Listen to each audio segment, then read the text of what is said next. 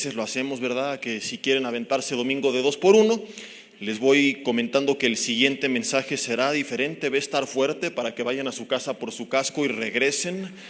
Bienaventurados los que vinieron hoy al segundo servicio porque se salvaron de la ira del tercero, que se va a llamar El Camino Angosto y va a ser muy interesante, pero también va a ser confrontador. Entonces, si pueden quedarse o ir y venir, vale la pena, se los recomiendo. Les diría que si no les edifica, les regresamos su dinero, pero pues como es entrada libre, no hay más que darles mi palabra de que va a estar bueno. Y algunos dicen, ay, pues ya viene el primero, ya viene el segundo, pero bien que para ver series en Netflix, ahí sí te avientas maratón todo el día, ¿verdad? Están ahí en un concierto de Luis Miguel 3 horas, pagan un dineral para escuchar un doble, y luego para la palabra de Dios la hacen de tos. Y ha llegado al punto en el que en algunas congregaciones los mensajes son de 20 minutos, ¿no? Entonces, pues ya es un devocional, ya no es una prédica, y por eso hay la anemia espiritual que hay en el pueblo de Dios, en la iglesia cristiana, y desafortunadamente, pues porque es lo que la gente quiere, ¿verdad? Y arriba, pues también que se dejan mangonear, y luego la gente, pues, cuando tiene los problemas del día a día, no tiene esas bases y consejos de Dios a través de su palabra para podernos guiar. Así que vale la pena y nunca va a ser tiempo perdido cuando nos esforzamos para de una u otra forma estar escuchando este consejo de Dios. Vamos a orar ahí en tu lugar, dile conmigo: Dios, te doy gracias en esta mañana porque tú nos das vida, porque estamos aquí con bien. Ponemos en tus manos este mensaje. Dile ahí en tu lugar: Dios, habla a mi corazón, quita todo estorbo del medio, toda distracción, todo tipo de barrera, de opresión, y que seas únicamente tú, Espíritu Santo de Dios, sembrando esta semilla de tu palabra en nuestros corazones, produciendo fruto en nosotros. Pedimos que si hay en nosotros algún pensamiento, Señor, hay cansancio, sueño, algún malestar físico, lo que sea, se ha quitado del medio, y que nada hoy sea una barrera entre tú y nosotros. Te pedimos que así sea hecho en el nombre de Cristo Jesús. Amén. Y bueno, vamos a abrir nuestras Biblias en Romanos capítulo 12, versículo 2, y quiero hoy compartir con ustedes un mensaje que lo he titulado Akoloutseo, 3 puntos suspensivos, y luego dice: puestos los ojos en Jesús. ¿Qué tiene que ver una cosa con la otra? Y algunos dirán, ¿qué es eso de Akoloutseo? Es nada más para que el título suene más rimbombante, y es una palabra que más adelante veremos que la Biblia menciona en el original griego. Pero quiero introducir el mensaje con este pasaje que es uno de mis versículos favoritos, de los que yo creo que no es de los que más, sino el que más ha sido importante en mi vida. No para transformarla, no para cambiarla, sino para ayudar a que lo que Dios ha ido haciendo pueda mantenerse. Porque mucha gente empieza muy bien, pero de repente por una u otra razón se desvía. Y si a mí me dijeran: Jesse, Dios te va a llevar ya al cielo y vas a decidir cuáles son los últimos 2 mensajes o los últimos 2 consejos que tú quieres que de parte tuya se diga a un grupo de personas, a un grupo de cristianos, o si me dijeran cuáles son las 2 cosas más importantes que tú crees que la iglesia necesita saber. Por supuesto que toda la palabra es útil, le dijo Pablo a Timoteo, y toda es inspirada por Dios y toda nos sirve. Pero yo creo, sin lugar a dudas, sin tener que esforzarme mucho, que son 2 cosas las más importantes, porque al menos son las que impactaron mi vida, o al menos una la impactó y la otra ayudó a que se mantuviera lo que se llevó a cabo a través de ese impacto. Lo primero que yo aconsejaría es: por nada del mundo rompas tu relación personal con Dios. Y yo aconsejaría esto porque mi vida fue cambiada justamente a través de mi relación personal con Dios. Aunque crecí en una iglesia cristiana, escuchando a muchos invitados y conferencistas internacionales y mucha gente muy conocida que me bendijo, realmente lo que trajo un parteaguas en mi vida fue cuando, en un año de soledad, en vez de deprimirme como muchos, decidí ese tiempo buscar a Dios a solas. Y lo que a veces escuchamos en público no es que no sea bueno, pero se olvida. Pero lo que Dios te habla en lo privado nunca se olvida.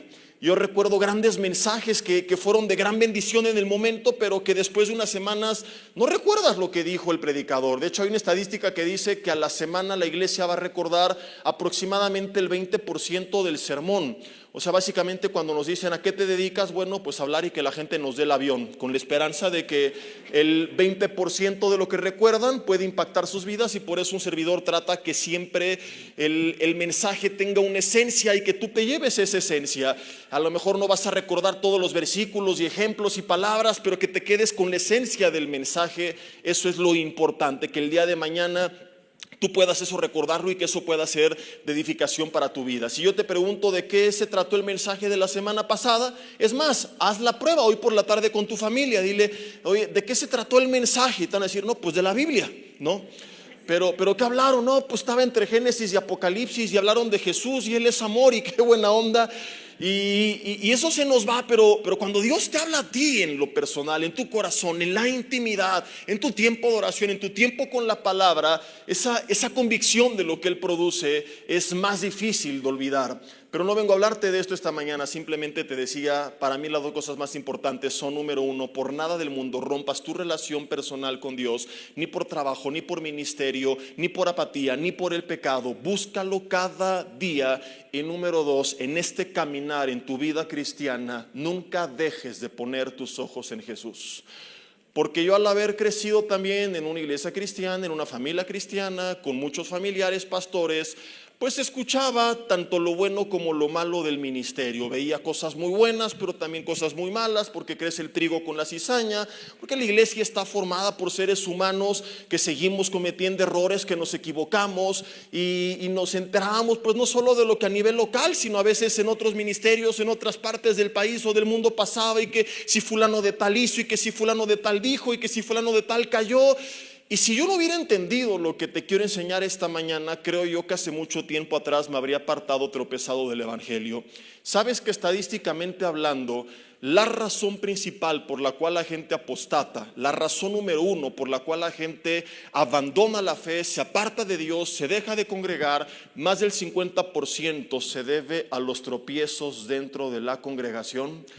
¿No te has encontrado personas en el centro comercial que antes venían y que ¿dónde estás, hermano? ¿Qué ha pasado? No, me fui de la iglesia porque no hay amor, porque todos son hipócritas, porque me hicieron, porque me dijeron, porque me vieron, porque el pastor no me saludó, se le van a romper las uñas al hermano Barney, ¿verdad? Y así está mucha gente. Pero no solamente estamos hablando de la iglesia, sino que también a veces a nivel pastoral, la razón principal por la cual muchos líderes y pastores y ministros abandonan el ministerio y se deprimen y se desaniman es porque, así como a veces nosotros, el liderazgo, no cumplimos con tus expectativas, a veces la iglesia no cumple con las expectativas del liderazgo.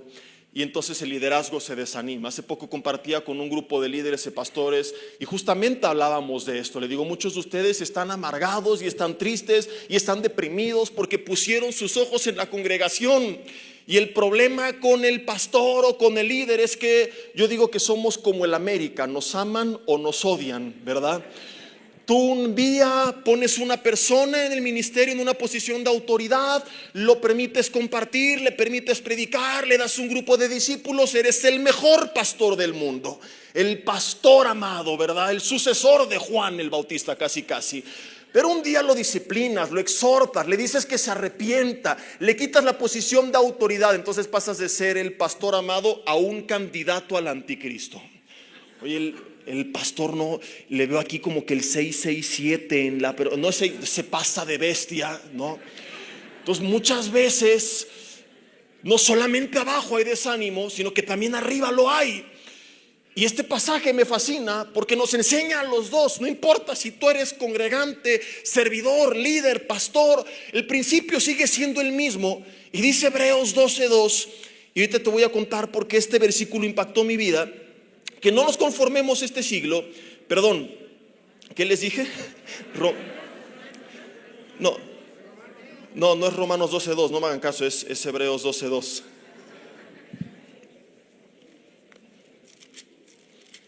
Romanos 12:2 también me gusta mucho, pero no es el que les quiero compartir el día de hoy.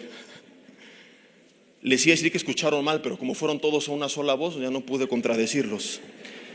Les voy a leer desde el versículo 1. Dice: por tanto nosotros también, teniendo en derredor o alrededor nuestro tan grande nube de testigos, despojémonos de todo peso y del pecado que nos asedia, Y es importante que en la vida cristiana, que aquí se compara con una carrera, nos despojemos del peso que viene del griego orcos, que es toda carga, todo estorbo. Y hemos hablado muchas veces de cuántas cosas en nuestra vida están estorbando, y es importante quitarnos el pecado, todo aquello que va en contra de la voluntad de Dios. Pero hay algo que no meditamos en este pasaje, y es que hay mucha gente que a lo mejor dice: yo ya me despojé del pecado, ya me despojé del estorbo, pero aún así te puedes apartar de la carrera, o puedes caer en la carrera si no entiendes lo que sigue, que no es solo quitarme el peso y el pecado, sino que tengo que correr, dice la Biblia, con paciencia la carrera que tenemos por delante. Pero no es solamente correr la carrera, no es solo correrla con paciencia, no es solo correrla quitándome el peso y quitándome el pecado, sino que se trata, versículo 2, de correrla con los ojos puestos. ¿Qué dice? En el ministerio, en las cifras de asistencia, en el pastor, en el papa, en el hermano, en la congregación. ¿Eso dice? Entonces, ¿por qué eso es lo que hacen? Es que me fui porque todos son hipócritas. Bueno, tú eras más hipócrita porque decías que tenías una relación personal con Dios, y me estás confirmando con esto que tu mirada estaba puesta en el hombre. Y la Biblia por eso sabiamente dice: puestos los ojos en Jesús, porque Él, enfatiza el autor, es el autor y el consumador de la fe. Porque el que murió en la cruz del Calvario por nuestros pecados, el que abrió camino a la presencia de Dios, el que nos dio vida eterna, el que nos dio esperanza, el que nos dio salvación, el que permanece fiel aun cuando somos infieles, es únicamente Jesús. La Biblia lo dice de principio a fin, pero parece que se nos olvida, porque corremos la carrera, tenemos paciencia, quitamos el pecado, quitamos el peso, pero ponemos los ojos en el hombre. Y el hombre, querida familia, tarde o temprano te va a fallar. El hombre algún día se va a equivocar de forma real o según tus expectativas, porque a veces cada quien tiene diferente perspectiva de las cosas. Y a veces no es la perspectiva, a veces el hombre se equivocó. Y si tú pones los ojos en el hombre, en tu esposo, en tus hijos, en tus hermanos, en la congregación o en el pastor, el día que esa persona se equivoque, tu fe se desmorona. Por eso Jeremías 17:5 dice: maldito el hombre que confía en el hombre. Y no es que Dios, cuando pongas tu confianza en el hombre, dice: oh, confiaste en el hombre, lucha, pum, un rayo del cielo para que se te quite, porque te lo advertí. Sino que tú solito te acarreas maldición, porque el hombre se va a equivocar. Y no estoy diciendo esto justificando el error del hombre, es simple y sencillamente que seguimos en un cuerpo contaminado por el pecado, que tenemos diferentes formas de pensar, y que muchas veces, debido a alguna de estas cosas, el hombre no va a cumplir con tu expectativa. Y si tú pusiste tu mirada en el hombre, vas a terminar decepcionado, porque esperabas que Dios hiciera esto con tus hijos, con tus padres, porque no me esperaba esto en la congregación. Y por eso gran parte de la iglesia abandona la fe, porque no puso sus ojos en el lugar correcto, en Jesús, el autor y el consumador de la fe. Me fascina porque no solo dice: pon tus ojos en Jesús, sino que recuerda, Él es el autor.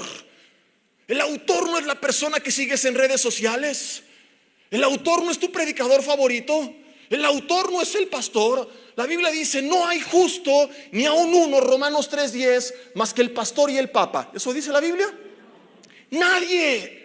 El que murió por ti y por mí, el que dio su vida en la cruz del Calvario, el que dijo: no los voy a dejar, el que dijo: voy a estar con ustedes todos los días hasta el fin del mundo, no los voy a dejar solos, no van a verme tangiblemente, pero voy a enviar otro consolador, del griego paracletos, el que va a estar al lado de ustedes para ayudarles. Juan 14, Juan 16, el Espíritu Santo, el que dijo e hizo todo esto, el autor y el consumador de la fe, el que abrió camino al Padre, es Jesús, no el hombre. Y a lo mejor tú estás desanimado, triste, agüitado, culpando a los demás, sin darte cuenta que eres tú el único responsable por haber puesto tus ojos en el lugar incorrecto. ¿No te pasa? Estoy triste, estoy deprimido. Así hay hermanos en Facebook: estoy triste. ¿Qué te pasa? Inbox. Nada más queriendo llamar la atención. Es que mi papá, y por eso me fui a emborrachar.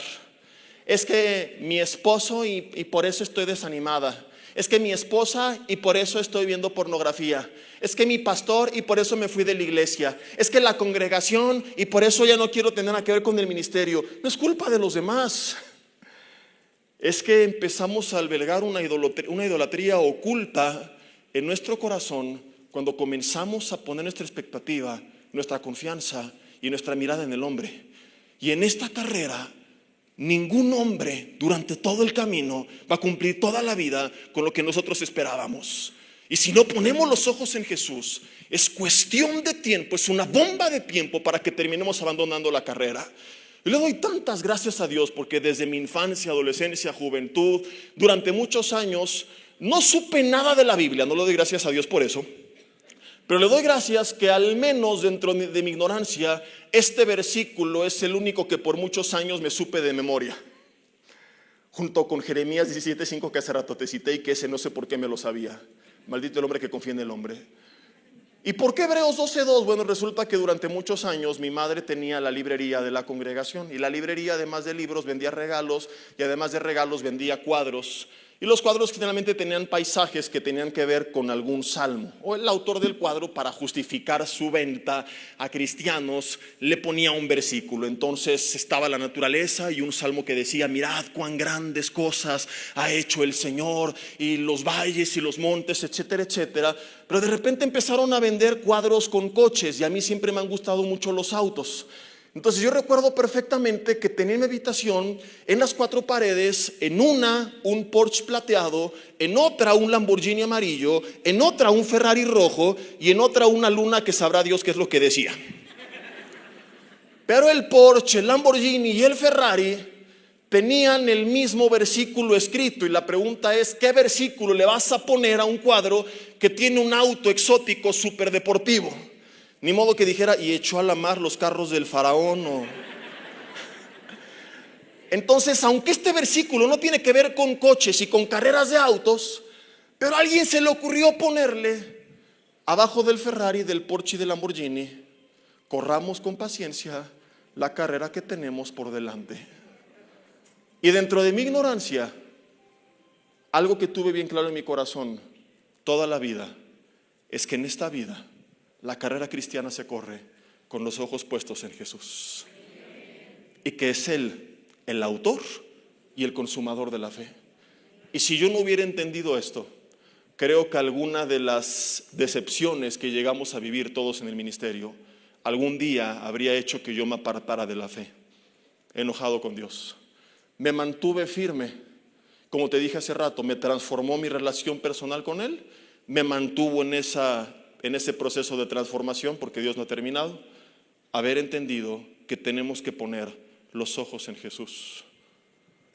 Hay un joven en la Biblia del que tú seguramente has leído, al que estoy seguro que conoces, y quiero compartirte un poco de su historia. En el Evangelio de Marcos, capítulo 14, inicialmente no se menciona quién es, se le presenta de forma anónima, y te voy a contar un poco de él más adelante. Y te voy a enseñar porque es que sí sabemos quién fue él. Pero quiero que veamos esta historia que es maravillosa. Marcos capítulo 14, versículo 43. De todos los evangelios, este es el único que menciona esta historia. Y si no sabes por qué, al rato te lo voy a contar. Es la última cena, la última noche de Jesús con sus discípulos. Cuando arrestan a Jesús, dice Marcos capítulo 14, versículo 43, que cuando él estaba hablando, vino Judas, que era uno de los 12, con mucha gente con espadas y palos de parte de los escribas y de los principales sacerdotes y de los ancianos. Sabemos el resto de la historia. Judas le da la señal, besa a Jesús, saca a Pedro la espada, cual mochorejas le corta la oreja a uno de los soldados romanos. Jesús les dice: ¿por qué vienen a mí con espadas y con palos como un ladrón cuando estuve con ustedes todos los días en el templo? Pero así ocurrió para que se cumplan las escrituras.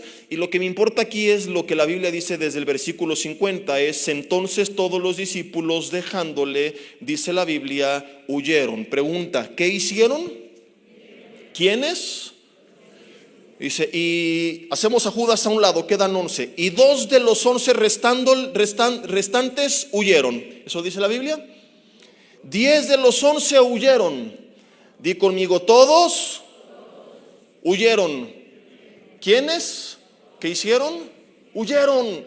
Del griego feugo, se dieron a la fuga, salieron corriendo.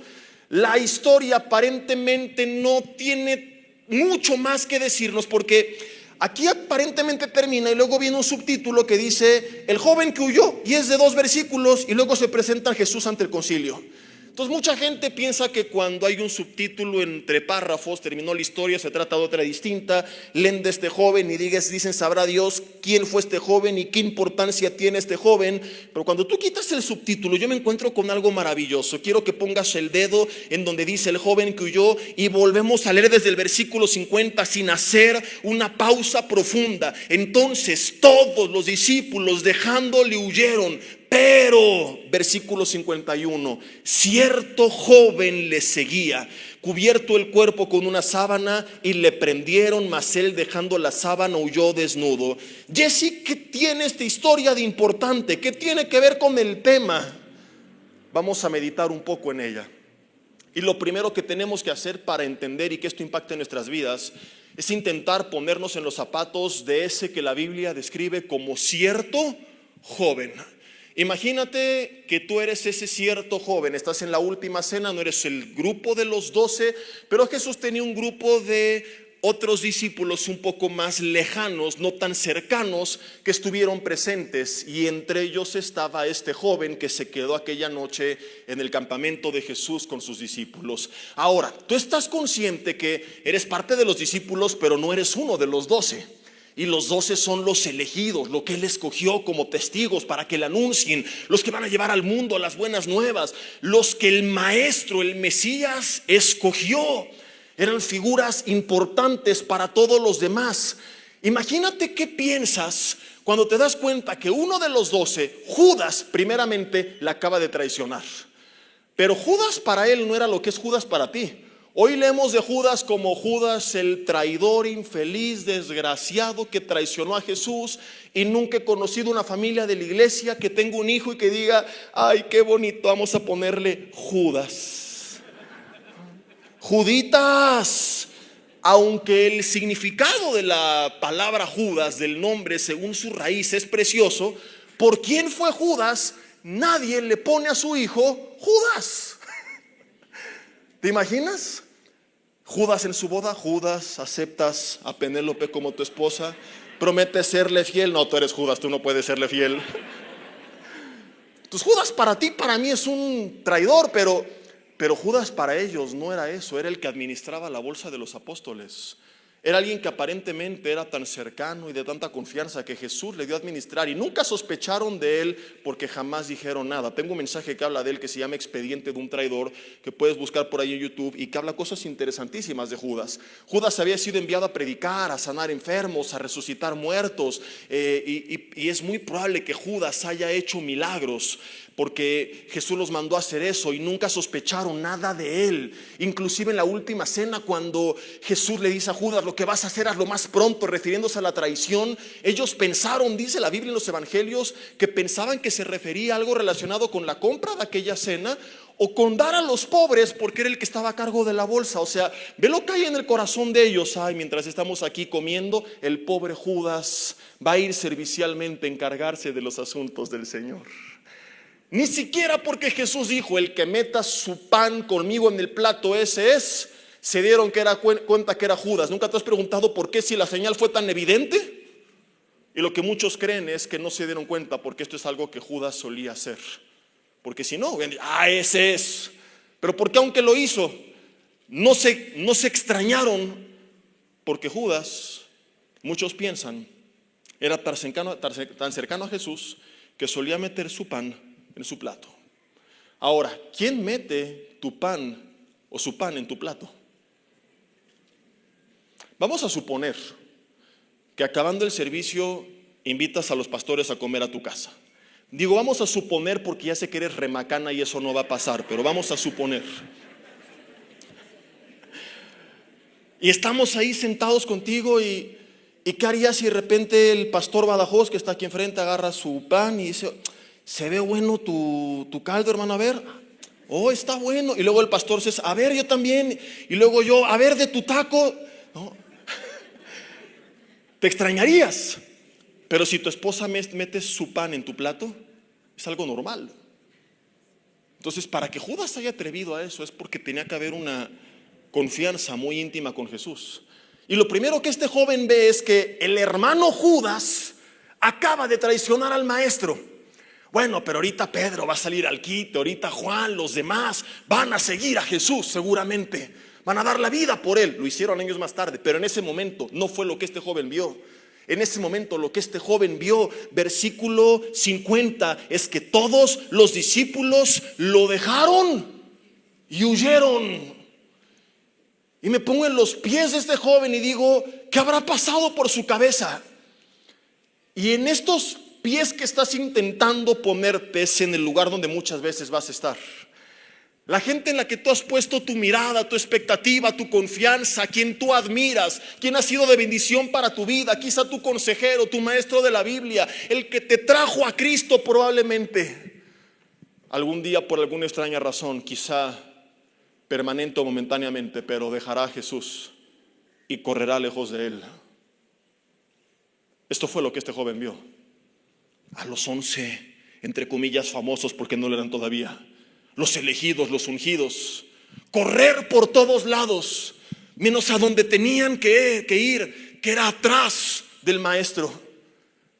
No solamente huyeron, dice la Biblia, le dejaron. Y él pudo haber pensado, bueno, si Pedro huyó y Juan huyó y Judas lo entregó y los demás también huyeron, pues yo también corro. Pero es fascinante que en medio de esta escena catastrófica la Biblia menciona un pero. Dice, pero cierto joven le seguía. Y este seguía no es como lo hizo Pedro, que iba muy de lejos escondiéndose. Este joven, dice la Biblia, le seguía. Y de aquí el título del mensaje, porque la palabra seguía viene del griego akoloutseo, que significa estar exactamente en el mismo camino.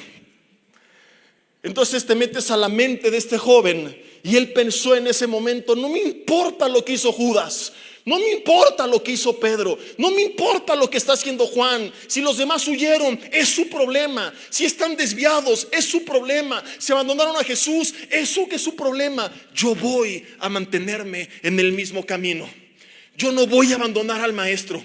Yo no voy a dejar de seguir sus pasos.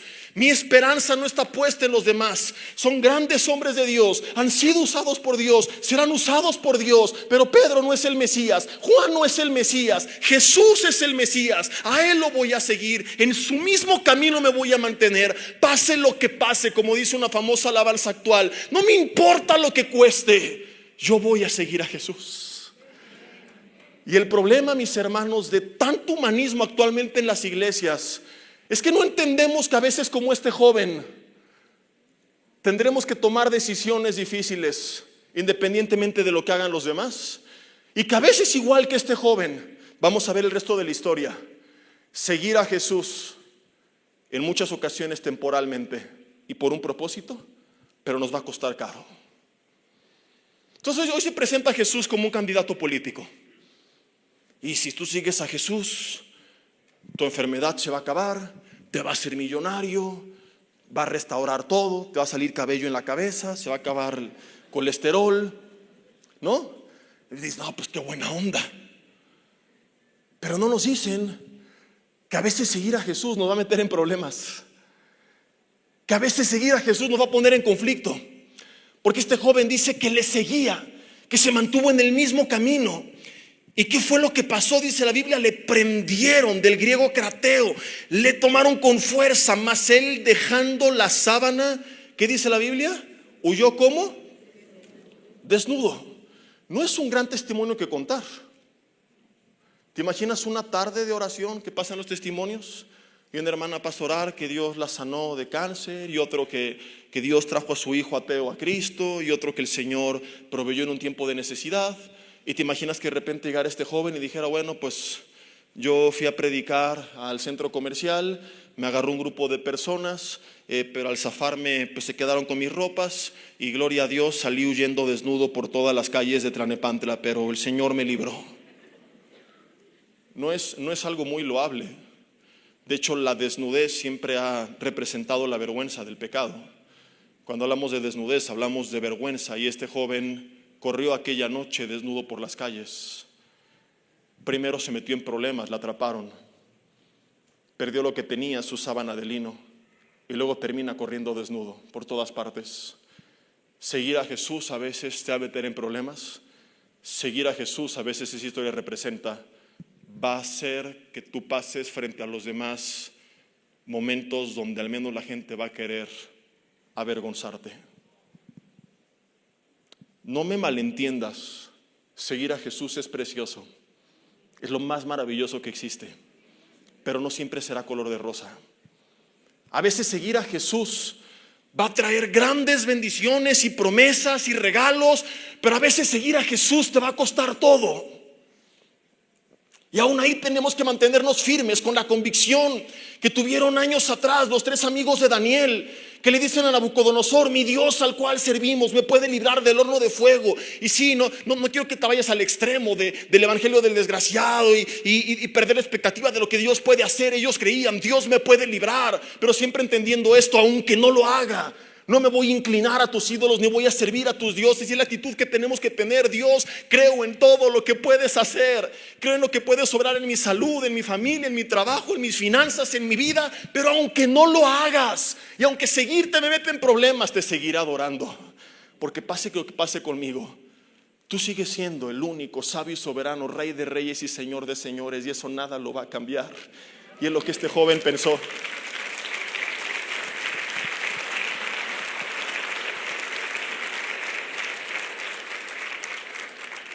Y te decía hace rato que el gran problema de tanto humanismo es que cuando la gente se mete en problemas por causa de Jesús, dice: esto no es lo que me predicaron. Entonces estos mensajes suenan llenos de amor, de misericordia, de motivación, pero a largo plazo, si solo se le enseña eso a la iglesia, termina siendo lo más perverso que existe, porque no prepara a la iglesia para la adversidad.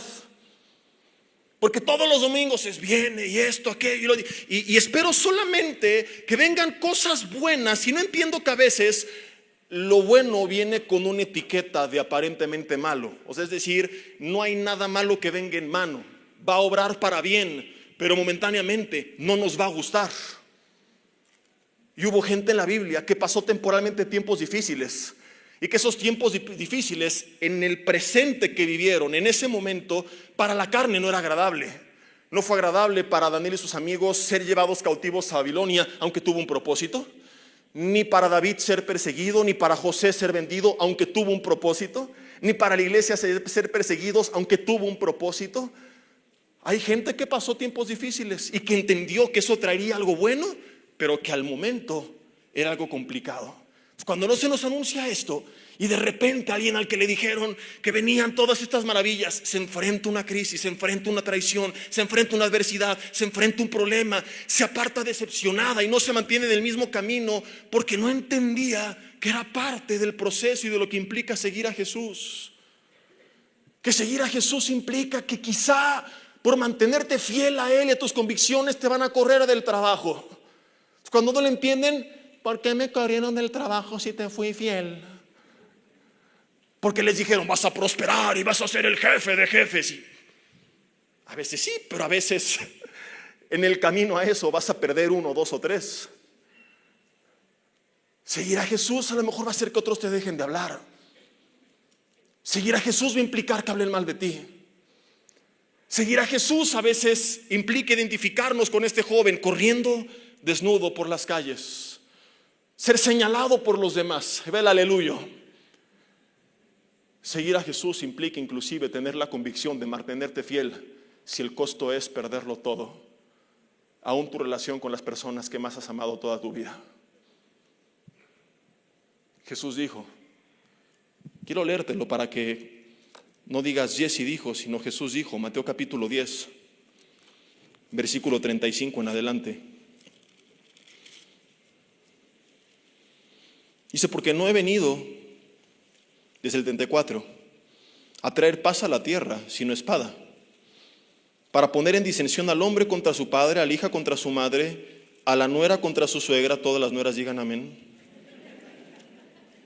Y los enemigos del hombre, versículo 36, serán los de su casa. Qué fuertes estas palabras, versículo 37. El que ama a su padre o a su madre más que a mí, no es digno de mí.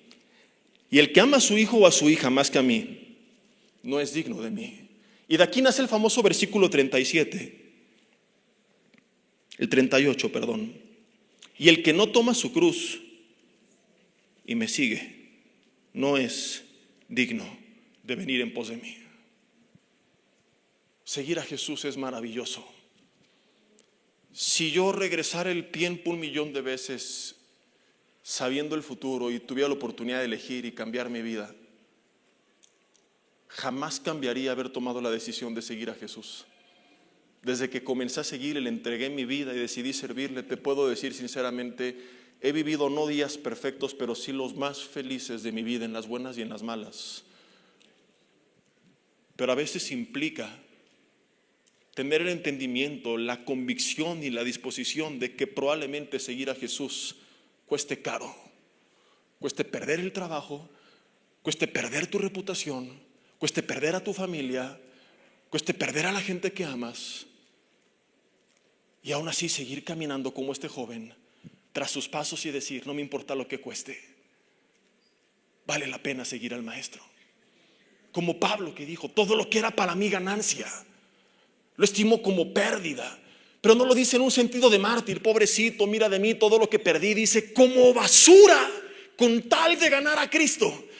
Porque todo aquello que me alejaba de Jesús, que antes era para mí valioso, hoy entiendo que no vale nada cuando se compara con lo valioso que es seguir a Jesús. Y seguir a Jesús es algo tan bueno, dice Pablo, que todo lo demás lo estimo no solo como pérdida, sino como basura, no vale nada. Jesús mismo, hablando en Mateo capítulo 12, versículo 46, vuelve a decir algo similar.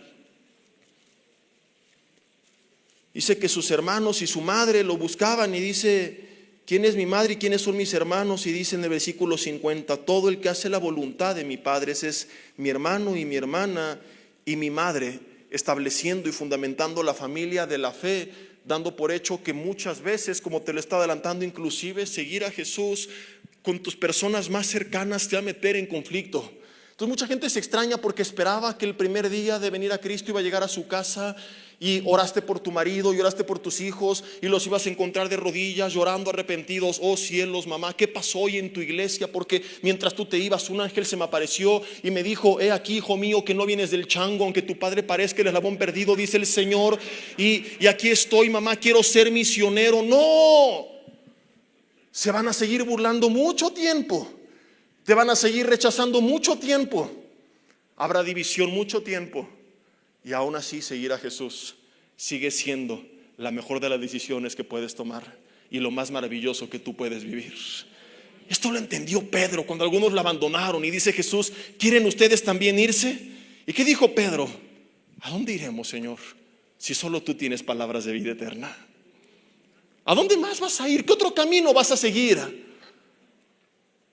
Y es lo que pensó este joven, seguir a todos los demás. No hay mejor camino que estar a Coloutseo, en el mismo camino donde está el Maestro, en el mismo camino de Jesús. Lo prenden milagrosamente, Dios lo libera porque lo atraparon con palas y con espadas, y dice que Crateo lo agarraron con fuerza y él sale corriendo. Y te quiero contar en qué termina esta historia, porque no todo fue vergüenza. Porque como te dije hace rato, eso aparentemente malo solo es parte de una prueba, de un proceso que Dios está obrando para llevarte a lo bueno, porque su voluntad, Romanos 12:2, que te leí mal hace rato, es buena, es agradable y es perfecta. Quiero terminar con esto, si me apoyan aquí arriba con el teclado, por favor. Me quedan pocos minutos. ¿Alguien quiere una estufa? ¿Alguien quiere vender? ¿No? Este joven, años más tarde, emprende un viaje misionero con un tío suyo, que fue un apóstol importante de la época. Iba con el tío y con un amigo que era un apóstol todavía más importante o más reconocido. Importante no es la palabra correcta. Más reconocido y con un ministerio que impactó más que el del tío de este joven. Pero este joven resulta que venía de una familia bien posicionada, con recursos, y experimentó lo que te estaba diciendo. Seguir a Jesús a veces cuesta al momento caro, y viene la persecución y las piedras y las cárceles y el riesgo del naufragio. Entonces él decide regresar a su casa. Él vuelve atrás. Y yo no sé cuántos abandonaron esa carrera por lo que vivieron. A lo mejor no la carrera de seguir a Jesús, pero sí de servir a Jesús. Y yo no sé quién estoy hablando esta mañana, porque esto no lo tenía en el bosquejo, pero siento y creo que viene de Dios decirte que hay personas que servían a Dios o que tienen ese llamado, y no digo de tiempo completo, pero enseñar, predicabas en las calles, orabas por los demás, le alababas, tu relación era distinta y tú lo sabes, pero algo en el camino te lastimó, te decepcionó, viste la adversidad, las pruebas, y figuradamente regresaste a casa, como este joven que no dejó de creer a Jesús, pero sí abandonó el camino que había tomado. Y así muchos de ustedes siguen viniendo a la iglesia, pero no con esa misma pasión ni con el mismo camino que algún día comenzaste a tomar.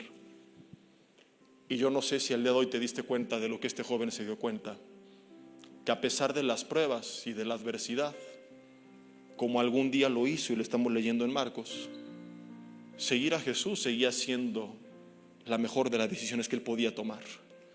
Y reconoció que no solo seguir, sino ahora servir era el propósito por el cual él había sido creado. Entonces, cuando su tío regresa a casa, este joven arrepentido le dice: quiero una segunda oportunidad. Se dio cuenta que nada podía llenarlo tanto, a pesar de la adversidad, como servir al maestro. Se dio cuenta de lo que Pablo escribe después, que fuimos creados por él y para él.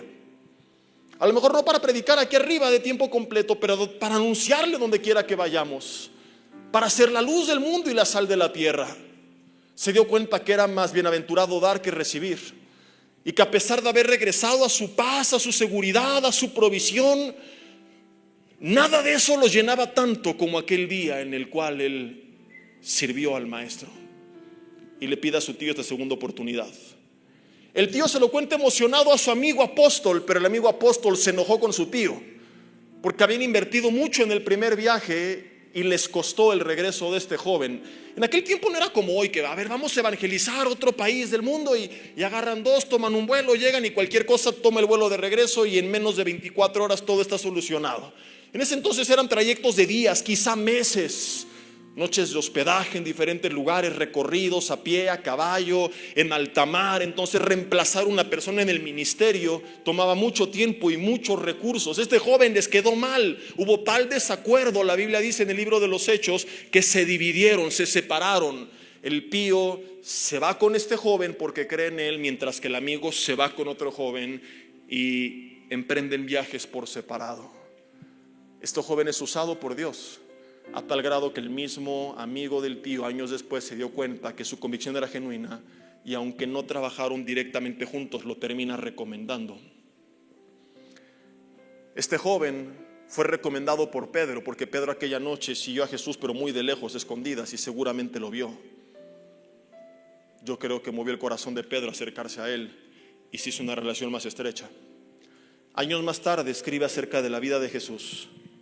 Y hoy tú y yo tenemos en nuestras Biblias aquello que el ser humano llama el Evangelio según San Marcos, escrito por la mano de este joven que aquella noche decidió seguir al maestro.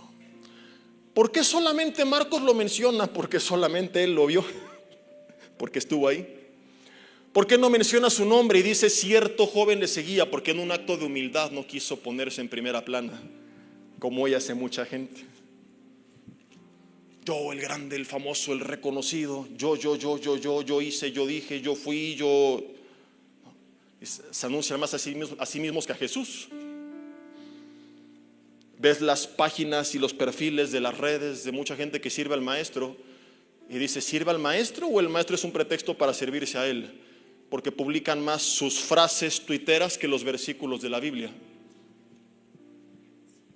Y la gente publica más la frase célebre de su predicador favorito, que es la palabra de Dios, como si el hombre tuviera algo mejor que decir que lo que la Biblia dice. Di conmigo, uyuyuy, ay, ay, ay. Se fundamenta su mensaje en una historia personal y no en la Biblia, como si mi historia personal fuera mejor que la Biblia, sin satanizar lo otro, porque a veces la historia es un testimonio, como el del libro de los Hechos, que sirve para respaldar o para ejemplificar lo que la Biblia dice. Pero el caso es que este joven no quiso decir: y aquella noche, mientras todos seguían a Jesús, solo yo seguía al Maestro. Marcos el Grande. Entonces dice: cierto joven le seguía. A mí me fascina su humildad, porque él no se quiso dar a conocer. Pero los estudiosos y los teólogos pues lo terminaron cachando de todas formas. Y hoy sabemos que fue él. Era el hijo de la madre donde se reunían en ese aposento alto. Por eso sabemos que era una familia de recursos, porque no todos tenían ese tipo de habitaciones o de casas en aquellos tiempos. Por eso estaba dormido aquella noche con una sábana de lino, que era un material muy fino, y más si lo utilizabas para dormir. Pero aún a pesar de sus recursos y provisión y prosperidad, él se dio cuenta que nada de eso se comparaba con seguir al Maestro. Y me fascina cómo termina su historia, porque comienza con una convicción, pasa por la vergüenza, luego él mismo retrocede, pero a fin de cuentas Dios termina usando su vida. Y hoy su evangelio ha impactado a miles de generaciones a lo largo de la historia, a millones de personas. Y querido hermano, yo no sé cuál es tu historia, en qué parte del recorrido estás, pero sí sé que si tú entiendes lo que este joven entendió, que vale la pena seguir a Jesús, cueste lo que cueste, mantenerte en el mismo camino, pones tus ojos en Él, a pesar de la prueba y de ti mismo que a veces retrocedes, si entiendes como Él que vale la pena seguir al Maestro, yo no sé cómo, cuándo, dónde, de qué forma, pero de que tu vida será de bendición, será de bendición. Y algún día, como este joven, al final de tus días podrás decir: valió la pena haber seguido al Maestro. Seguir a Jesús siempre valdrá la pena. Ahí en tu lugar te invito a que tú cierres tus ojos y le digas: Señor, yo te pido perdón, porque es verdad, a lo mejor a diferencia de este joven puse mis ojos en los demás y estoy desanimado, tropezado, inclusive pecando, justificándome porque fulano de tal lo hace y es cristiano, porque fulano de tal lo hace y él predica la palabra. Y hoy, Señor, quiero cambiar esta forma de pensar y pensar más como este joven Marcos. Y hoy quiero decirte, Señor, que de hoy en adelante no me importa lo que hagan, lo que digan, lo que piensen los demás. Yo voy a seguir a Jesús, a Colotseo, voy a estar en el mismo camino, no en el camino de los demás. No me voy a ir por lo que los demás hacen, porque está de moda hacer, porque piensan o qué dijeron, sino por lo que tú dices.